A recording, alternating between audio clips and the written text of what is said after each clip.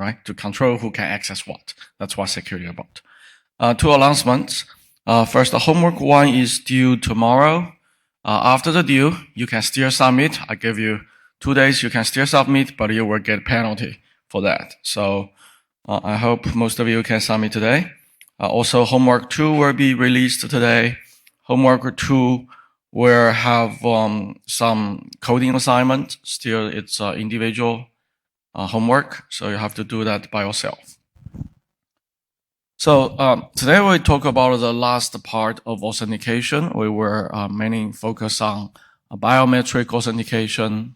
We talk about high level, what is biometric authentication. Then I will give you 2 concrete examples where the state-of-the-art biometric authentication is using my 2 recent projects, which we published in 2 top security conferences. So biometric authentication authenticates an individual, usually, of course, it's a human, based on physical characteristics. So the advantage of this is the user, the human, doesn't have to remember anything.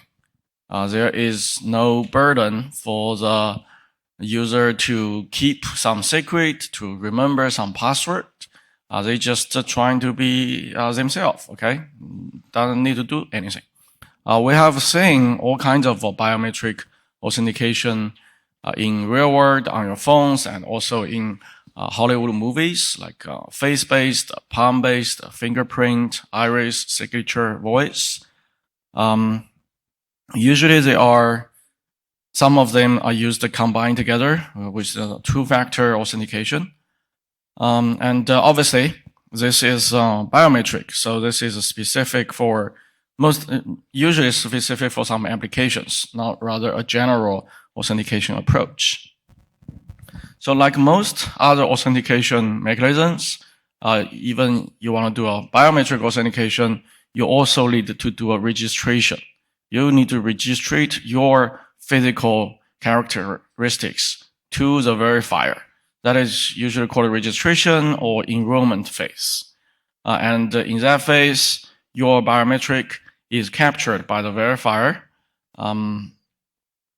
Then at the authentication time, a new biometric reading is performed and compared with the stored one. So what makes this different from previous text-based password or some other crypto-based authentication is the new biometric reading captured every time would be slightly different. They will not be exactly the same, right? So the matching cannot be exactly the same. So that's one of the major implementation differences of biometric authentication. And the reading will be a little bit different because it depends on a lot of physical conditions, like light conditions, face expression, hairstyle, glasses, all kinds of things. So later we will say how that's why we're using different approaches to store those biometrics and also compare those metrics.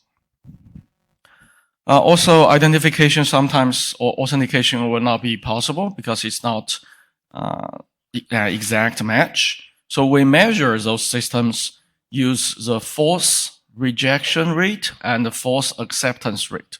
False rejection means it is a valid authentication. Somehow the verifier believes it's not. The authentic biometric is rejected.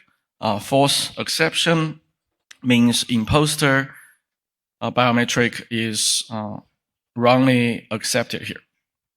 So we want to minimize both of those metrics in design on biometric authentication. There are many new biometrics explored in recent years, and I believe there will be many more be proposed in the future. There are just an infinite number of biometrics can be used for authentication. So one research direction derived from biometric authentication is biometric key generation. So it's a step build on top of biometric authentication. After a biometric authentication, we can use the biometrics to generate crypto keys. Then we can use the crypto keys to do secure communication, those kind of things. So a lot of research is also on this part. But today we are mainly focusing on the two biometric approaches. So like I said, I will use two of my recent papers to show you how biometrics works and what are the limitations and how do we address the concerns and the limitations of biometric authentication. So the first paper we published 2 years ago. It was published at Usenix Security 2020. Usenix Security is one of the 4 big security conferences. So in this paper, we studied that how do we enhance fingerprint authentication with behavior biometrics to defeat puppet attacks. So 2 years ago, even now, most of us were still using fingerprint authentication. Android phone, iPhone, many other phones, you have a fingerprint authentication.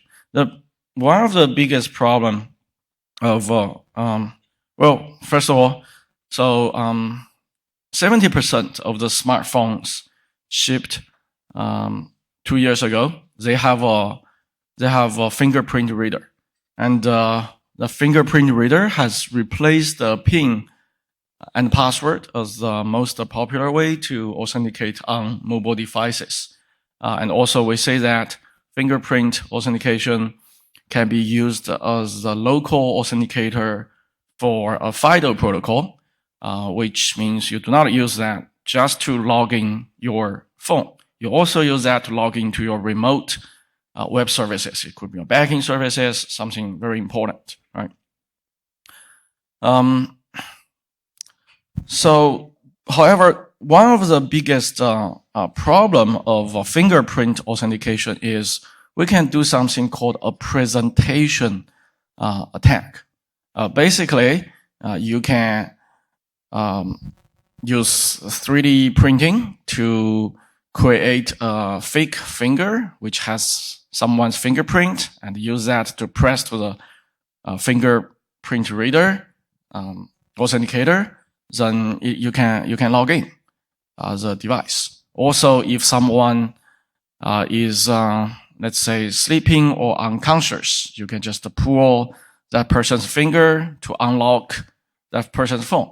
So in this case, we present to the fingerprint authenticator a valid, a legit fingerprint to unlock the device to log in a remote service. But obviously, this is something, this is illegal. This is not, this is an attack.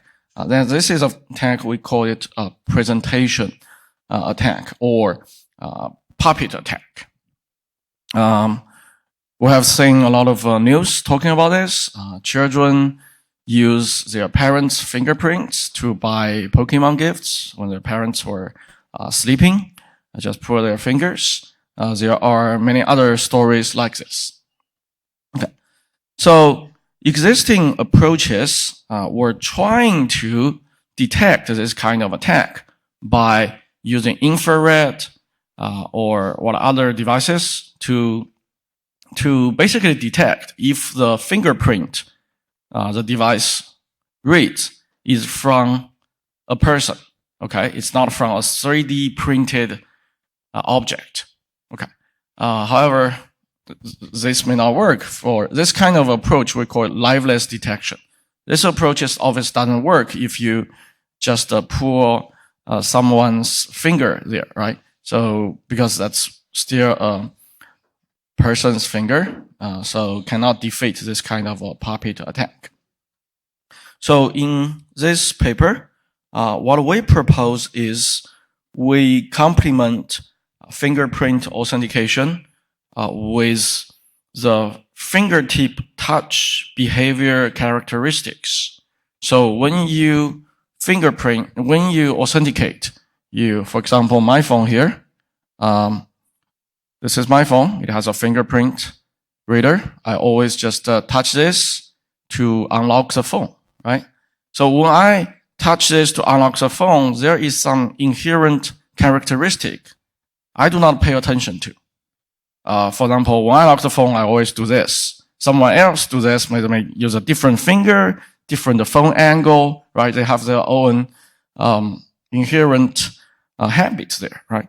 So our idea is we want to capture that inherent habit or behavior when you press the fingerprint, press your finger to the reader.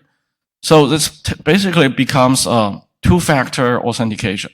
The first factor is the fingerprint itself.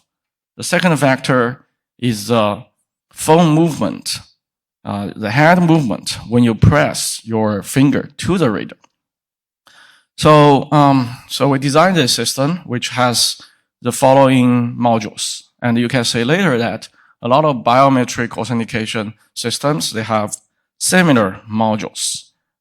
Most of them right now will use a machine learning model because we're not doing an exact match. That's why we use machine learning or deep learning here, which is a much better, basically we use a classifier, right? So the idea is we capture some data when you put your finger on the reader. The data are from those built-in phone sensors. So we do not really require any new hardware there. Then from those raw data, we try to extract meaningful features. And using those features, we extract those features. Using those features, then we just build a two-class classifier. So for machine learning-based classifiers, we basically train a model.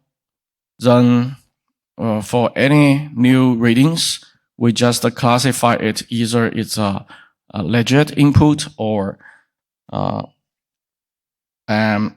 attempted attack.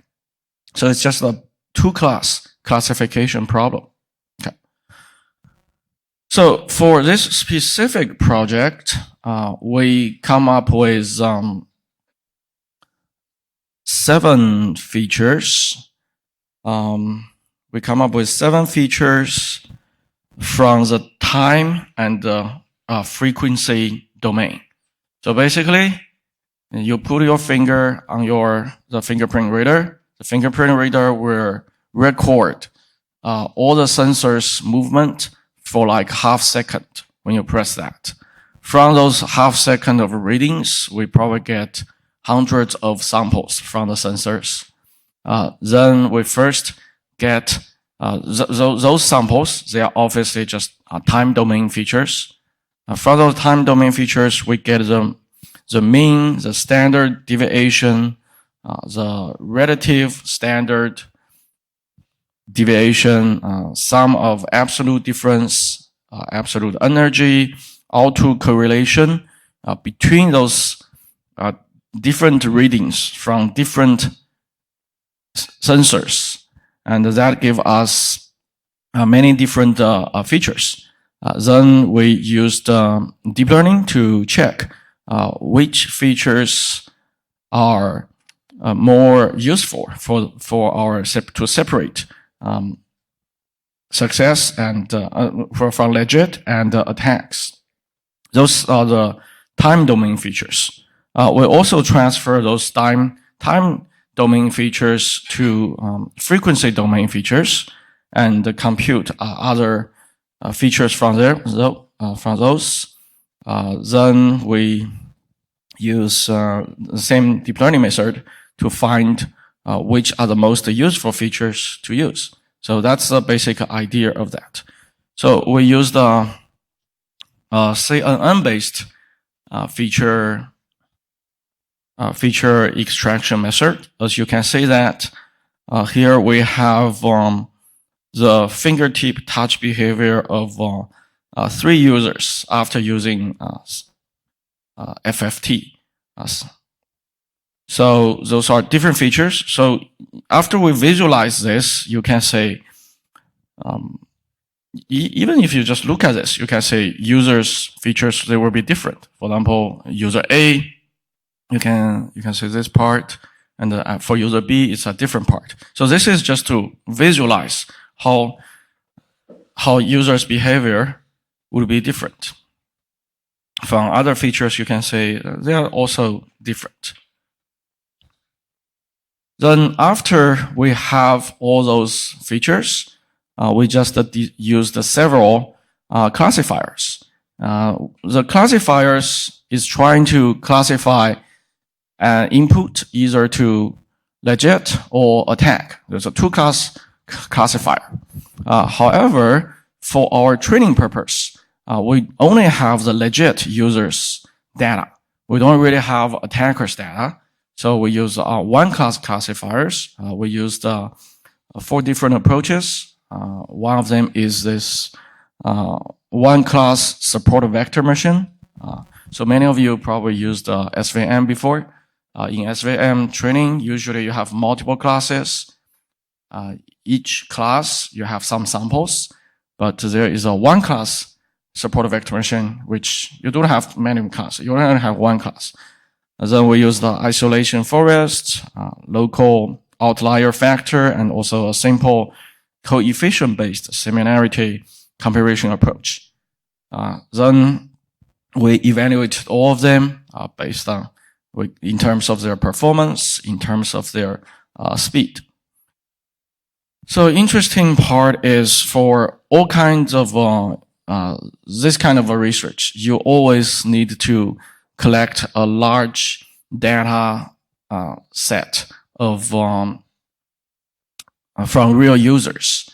And to get something done, you also need to get approval from something called the IRB. Anyone here remember what is IRB? What is IRB? For IRB makes sure that your research do not violate any policy of the university or ethic standard, but I don't remember what IRB stands for. So for this kind of research, you always need to prepare IRB, and it usually takes several months before you can really collect data. So for this specific paper, we connected several data sets. It took us almost half a year or even longer to collect this data set. We collected from 150 people. We record their fingertip behavior when they are sitting, when they are standing, when they're lying down, walking, even running, using many different devices. So you can see here we collected many, almost 100,000 data points. One data point means one authentication attempt. We also recruit some people as attackers, and those attackers will observe how users authenticate and try to mimic those users. So those are the results of our research. We used different features, the raw time frequency feature, the CNN-based feature, and combine those features together. And you can say we used the different classifiers, and this figure shows the false acceptance rate and the true acceptance rate for different classifiers and different features. So if the curve here is closer to the left edge or the upper edge, then it means the performance is better. It means the false acceptance rate is lower, the true acceptance rate is higher. And also we experiment with different training data size, the acceptance rate. So eventually, we find out using the CNN-based approach and with a simple classifier, we can achieve very high, like 99.7% of accuracy for authentication. We also evaluated that we have several people to pretend to be the attackers, and if they can successfully defeat our system, and you can say the system is quite robust in this case. Of course, like all biometric approaches, there are many limitations. First of all, the user biometrics, the user behavior may change over time. So that's why for this kind of study, we also invite the subjects to come back, usually after a month or 2 months, to say if their behavior change.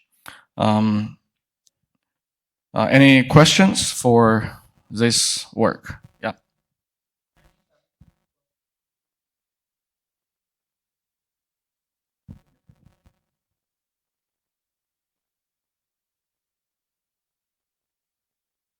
So if it's only a fingerprint, the problem is they can do a puppet attack or presentation attack.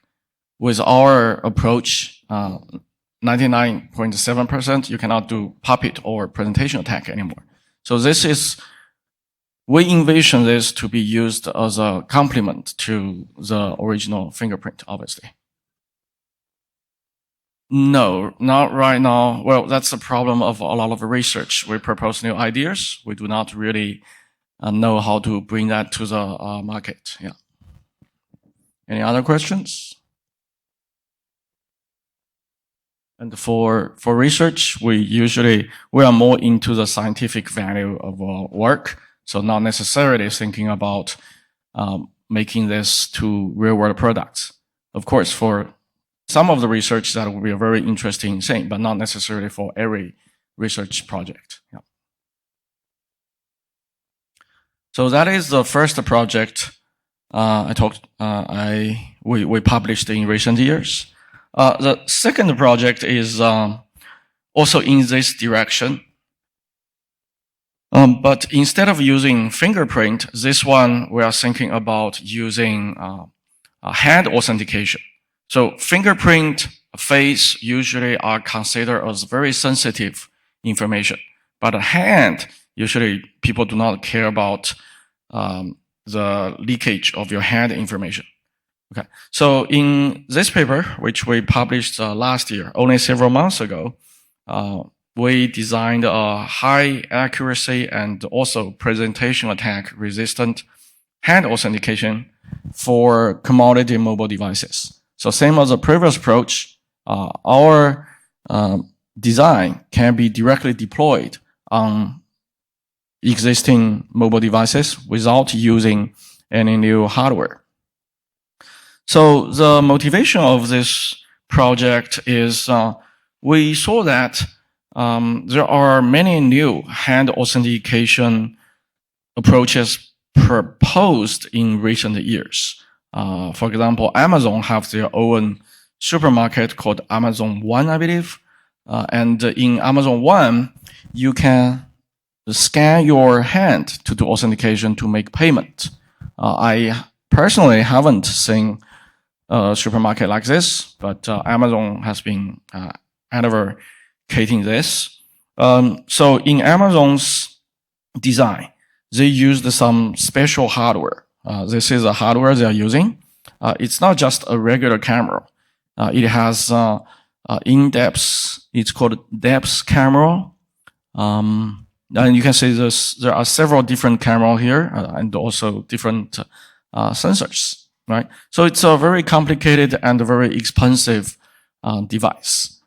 From the consumer side, there is a study saying that users are less concerned with the privacy issues introduced by hand, but they are much more concerned with fingerprint and face recognition privacy there. So existing hand authentication approaches, including the Amazon one, they rely on very expensive hardware like an infrared camera to get the palm vein, the blood flowing pattern of your hand under the skin. Also, some of them just use palm print, kind of like a fingerprint. But those approaches are vulnerable to presentation attacks. Those advanced ones rely on advanced hardware. They are probably more secure, but rely on more expensive hardware, which our commodity devices like your phone do not really have, right? Also, there are other approaches to try to rebuild the 3D hand geometry, then use that to authenticate. Those also use very expensive hardware. So our idea is we complement just a camera-based two-dimension hand geometry recognition of one hand with active acoustic sensing of the other hand. So we do not really claim too much contribution for the hand geometry recognition part. So there are already many approaches. You just use your regular camera, it rebuild a 2D hand geometry and to authenticate your phone. Usually you use it this way. You use one hand to hold your phone and start the authentication. That authentication will record the your phone, either video or a picture. So what we want to do is we want to add another factor of authentication. So looking at this picture, there is a holding hand here. To do the original authentication, you have to use your hand to hold the device. So our idea is when you hold your device like this, we want to authenticate this hand as well to add another factor to this authentication. So how do we do it is we use acoustic. We basically send a sound from the microphone of the device and we send an inaudible sound. So it will not bother the user. The inaudible sound will transmit to from the speaker. Then the inaudible sound eventually will go to the microphone of the device, right? But there are several different paths when the sound goes from here to here. There is the physical phone here, which is a solid phone. Then it has your hand. Then there are surroundings. So we try to capture all the reflections of the sound. And because you have a unique way of your holding the phone, the messages, the echoes we captured will be different from people to people. So we summarized that. We did a lot of tests. Then we summarized that there could be at least 3 passes when we send an echo from the speaker to the microphone.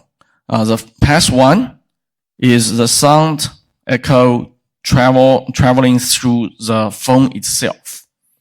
Because the phone is a solid device, the speed of transmitting is very fast. It's like 3,000 meters per second. And the distance is very short. The distance is basically the size, the length of your phone, right? The energy there, we find that is not very high. But those signals, they arrived very early. Then after that, then we have a very high energy is from a different path. This is the sound traveling through the air, but somehow reflected by your holding hand. Because your holding hand is it's basically next to the phone. So from this path, the speed is also kind of fast. Also, the distance is small, but we find that the energy from this path is really high, and that helps us to identify different or separate different, distinguished different phones. The path 3 could be the inaudible sound echoes reflected by all other surrounding objects. But it could be the wall, it could be the ceiling, those kind of things. But the energy is really low. We do get them, but the energy is low, so we can easily ignore them. So here is an example from 2 different users. They authenticate multiple times, and we try to still do time and frequency analysis to say if the signals from the same holding hand will be similar at different time, and also the signals from different subject would be different. As you can see that this is some estimate. This is which is A. This is the magnitude of IR. So there are some math behind this. I will just skip that. So this is a magnitude for 2 different subjects. You can say it's much different. We visualize this, you can see much different. However, for the same user authenticate multiple times, you can say it's quite consistent. Okay. Then C is the trace of real and imaginary parts for the this is 2 subject, and this one is real and imaginary parts because of the mass.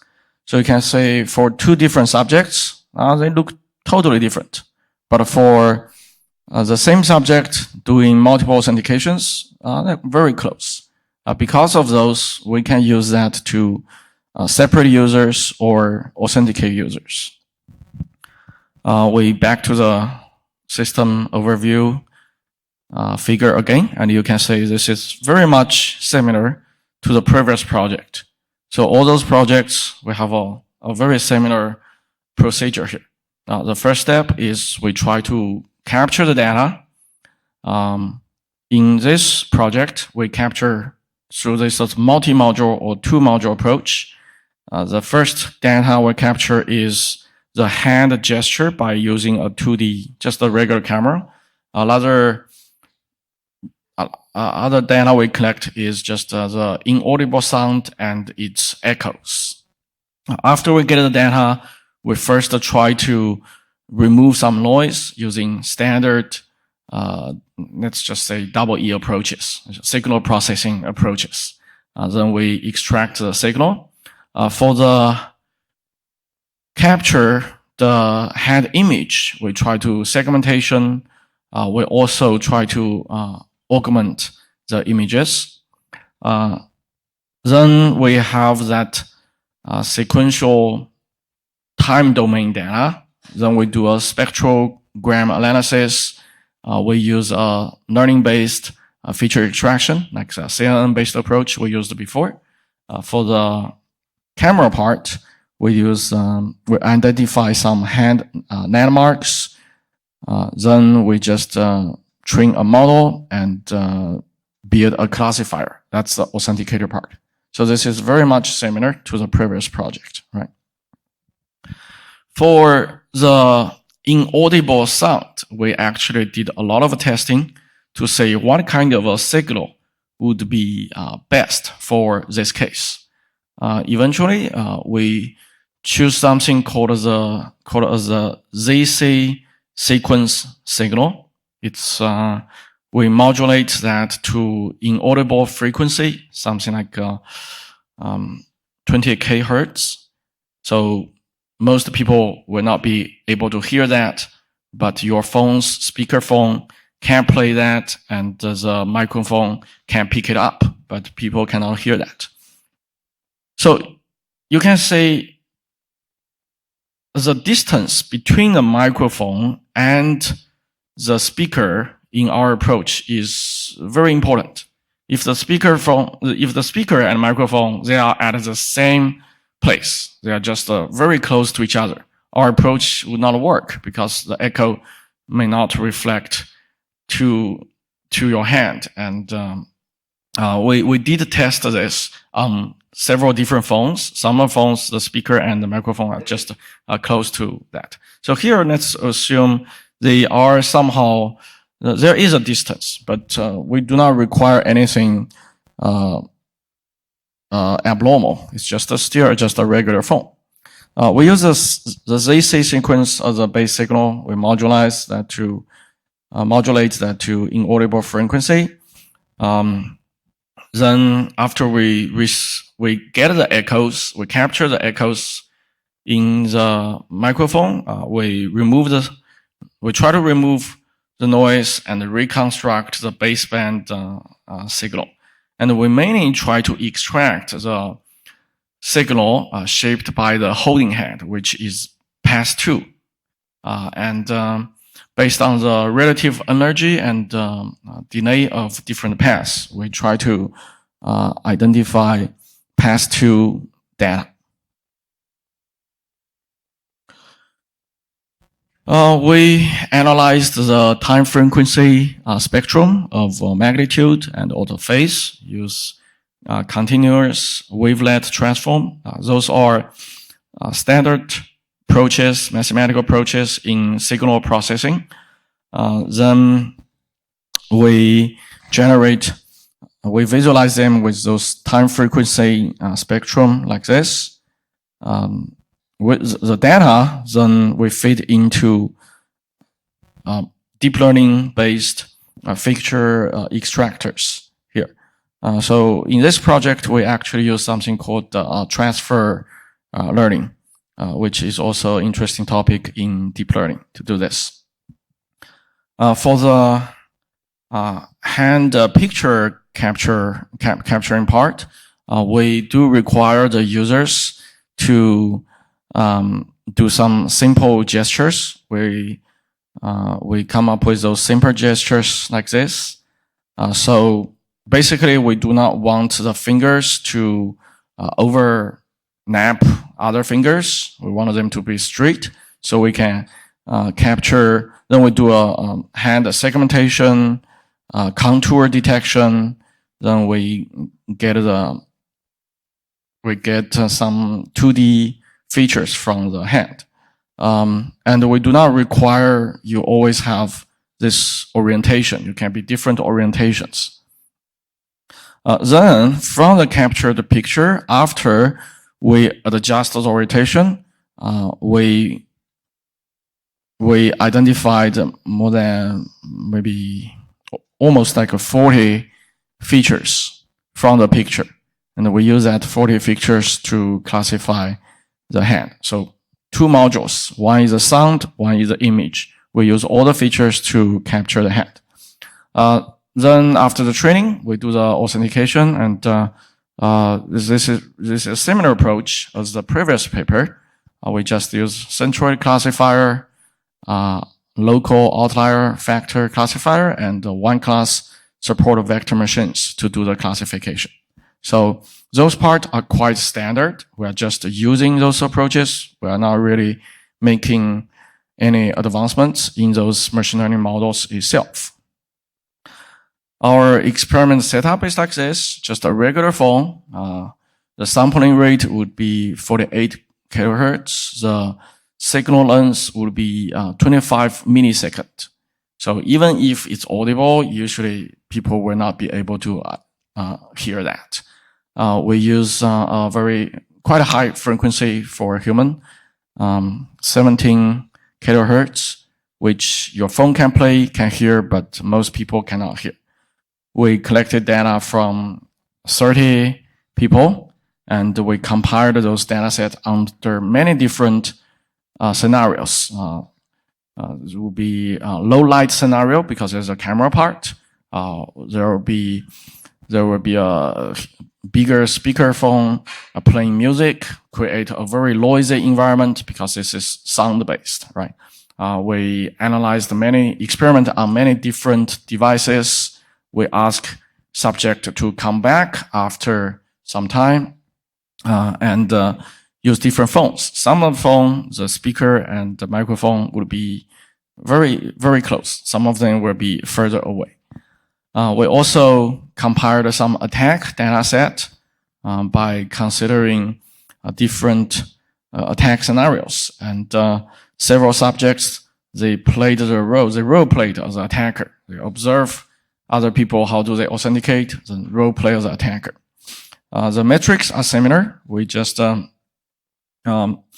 measure the false acceptance rate, false rejection rate, error equal rate, those kind of things. And you can see that the performance is quite good. The error equal rate, this number, smaller the better.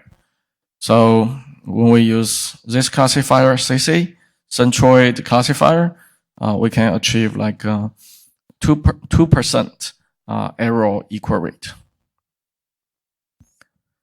We also studied which factors are more important in our paper. Also, we evaluate if this attack can resist, this approach can resist attacks. We asked those six subjects to role-play attackers. They did a gesture spoofing attack, presentation attack, mimicry attack. And you can see that the false acceptance rate is still, so basically the attacker's successful rate will be lower than 1%, 1.5%. So that's the findings of our research. We compared our approach with all existing approaches, like Amazon One. So some of them, they publish their numbers, like the EER numbers, and also we know what kind of hardware they need, what kind of feature extraction approaches they use. We compare them. Okay. So the limitation of this project, first of all, is the distance between the microphone and speaker is important. If it's very close, the accuracy of our system drop significantly. And also users' holding behavior may change. And another problem is this approach requires the user to hold the device to authenticate. What if the user do not want to hold the device, do something else? So our approach doesn't work. Any questions for this work? Yeah.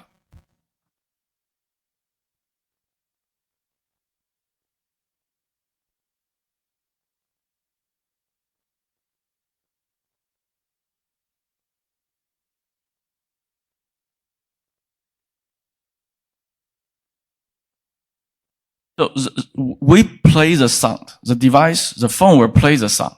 So the echo will just be the from that original sound. So it has nothing to do with the user's own energy level.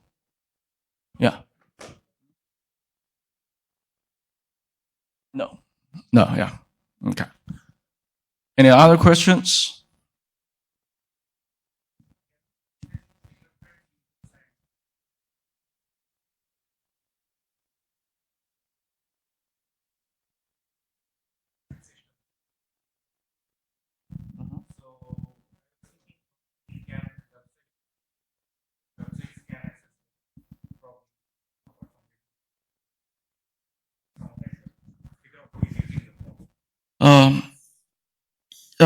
The short answer is yes. There has been a lot of research. If you are interested in this direction, there are several conferences. I suggest you to go over their publications. Not only our security conferences, but there are some mobile computing conferences. One is called MobileCom, another one is called MobiSys. So those are the top conferences in mobile and sensing. So a lot of research in mobile right now is basically doing sensing.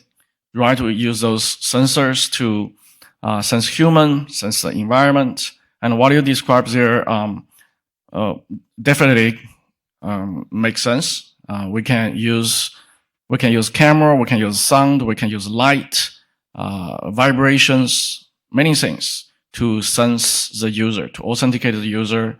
There has been some research, for example, playing the sound and use the reflection, the echo from people's face to authenticate people.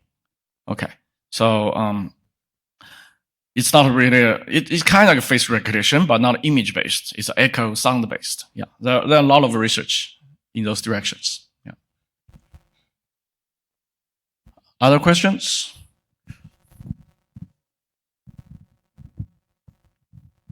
Okay, so those are the two recent papers I published, which I feel may give you a little bit idea what the state of art of biometric authentication is. Okay, but most people who already know me here know that I'm mainly a system security guy. I do usable security, but this is not my main area. I just sometimes I find this very interesting, but most of the time I just solve system and software security issues.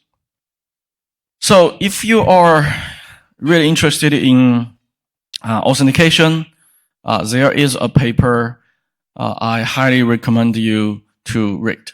The paper was published 10 years ago at the IEEE Symposium on Security and Privacy.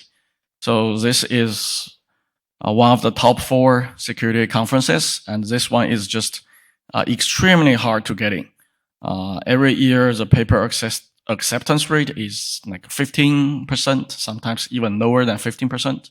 Extremely hard to get in. So 10 years ago, there was a paper entitled The Quest to Replace Password, a framework for comparative evaluation of web authentication schemes.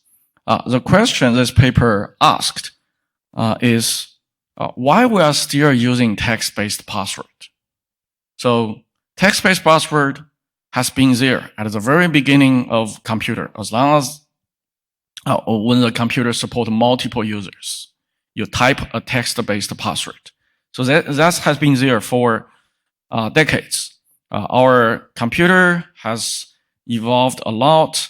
The computer-human authentication or human-computer interface has also evolved a lot, but we are still using text-based password. So this paper tries to answer why we're still using it. So this paper has many contributions.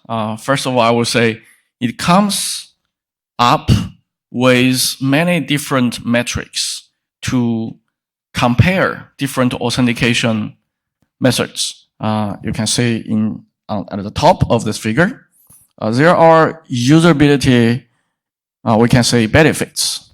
Then there are deployability benefits and also security. So usability side, we can say it's like something like memory-wise effortless, like the first column, which means if the authentication approach has this benefit, means the user doesn't have to remember anything. Okay.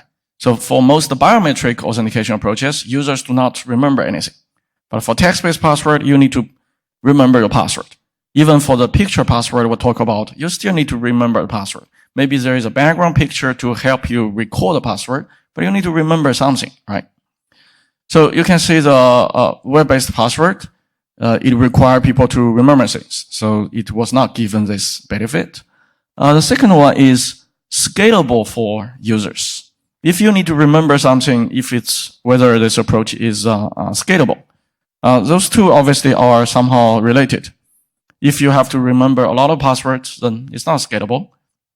The last thing to carry. So this one is like for those token-based or for token-based authentication, the user has to carry a physical object. That is also a burden. Maybe not much, but it's also a burden. So for text-based password, you don't need to carry anything. But for other like tokens, you need to, like hardware tokens, the RSA secure ID, which we talked about. The YubiKey is just a FIDO-based approach. Then for those ones, you need to carry something, okay? Also, there is physically effortless. For example, picture-based password, you need to draw something on the picture. For a text-based password, you need to type it. Biometrics, you don't need to do anything. Most of biometrics, you don't need to do anything. Also, easy to learn, efficient to use, infrequency errors. So those are the usabilities. So if you look at the text-based password, the usability of it, it's not great. Right? We're not giving it. It's okay. It's not the worst, but it's not great. Some of them, like hardware-based tokens, you can say the usability are not necessarily better than web-based. How about the biometrics? The biometrics, the usability is actually quite good. We give them most of those benefits here, right? So you can imagine biometric, you don't have to remember anything. Usually you don't need to do anything, right? So for users, usability is good. Then the second part is deployability. How easy for the verifiers to adopt this approach. Accessible, the cost low, server compatible, browser compatible, mature approach, and also it's you don't have to pay, right? So you can imagine the web-based password, text-based password actually have all those benefits, and other approaches not necessarily. For example, biometric approaches, the two projects I just described, you can see we are trying to solve the deployability problem.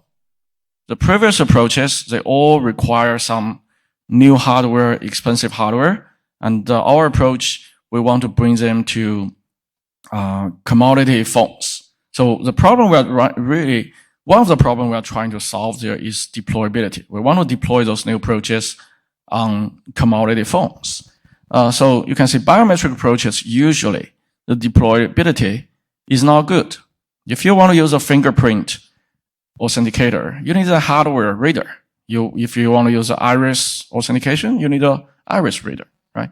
So the deployability is much more expensive than just use text-based password.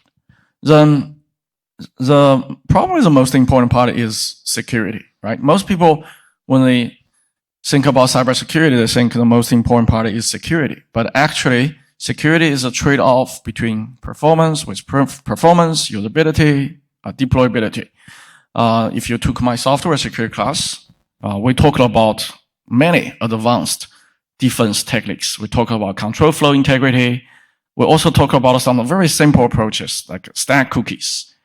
And control flow integrity is a much better approach, but we're not really using it. Stack cookie can only stop some particular attacks, but it's almost free. That's why all our systems are using stack cookies, and only a few of our systems are using control flow integrity, right? So security-wise, they come up with those metrics, resilient to physical observation. This is interesting, right? Do you think text-based passwords is resilient to physical observation? Not really, right? You can do a shooter surfing. But imagine the Windows 8 picture password. That will be even easier to do super surfing, right? Then resilient to targeted impersonation. Resilient to guessing, like super fast guessing. Resilient to just different guessing. Internal observation, leaks from other verifiers. This one is also interesting. Resilient to leaks from other verifiers.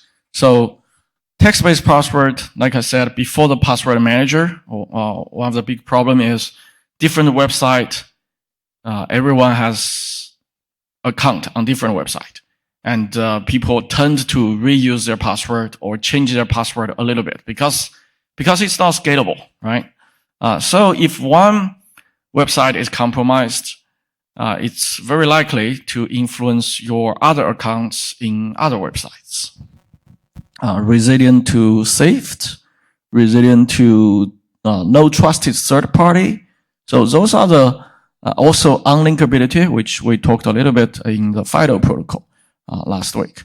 So if your password is disclosed, can we link your password back to the identity of you? So by comparing all those methods, by comparing all those approaches, let's play maybe a little game here. We have been talking about many different authentications. What approach do you think is the most secure one? Just in general. What? Which one? Okay, the combination of them. Okay, that makes sense. But what just individually? Like the RSA key? Okay, like a token, hardware token. Okay, that's good because also those are based on crypto, right? So what do you think about the biometrics ones? Those are, we see a lot of in Hollywood movies, right? They're very fancy. They are necessarily more secure? Yes. So this paper, one of the interesting observation was biometric approaches. They are not necessarily very secure. Even though they look very fancy, if you never read this paper, you just watch movies, you see fancy authentication, you will think that's probably very secure. But the research find out not necessarily. They're not necessarily more secure. Then why do you think we are still using text-based password?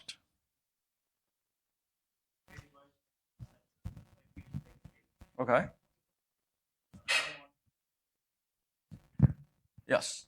So basically, the reason we are still using text-based password, we can say it's easy to deploy. It's very affordable. That's the main reason. Not because it's more secure, not because it's more usable. So that's why in the foreseeable future, we probably will still keep using text-based password. Well, many of you, I believe you develop your website before, develop a website. You can easily set up a website in several hours. And what will be the authentication for your website? Everyone will go for with text-based password. Not because it's secure, it's just easy to deploy, right? Okay, so that's all I have for the authentication part. Next week, we move to access control. Any questions?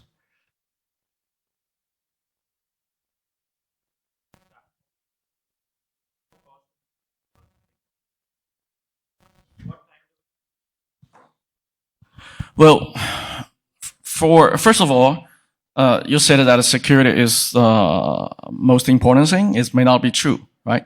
It all depends on what you are trying to protect.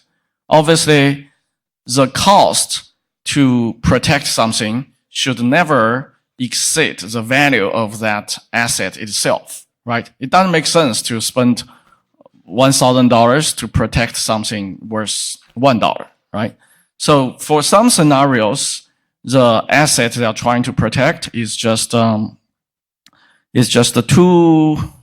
value is too high. Then we have to use the ultimate security approaches. So you ask me what kind of authentication they are using?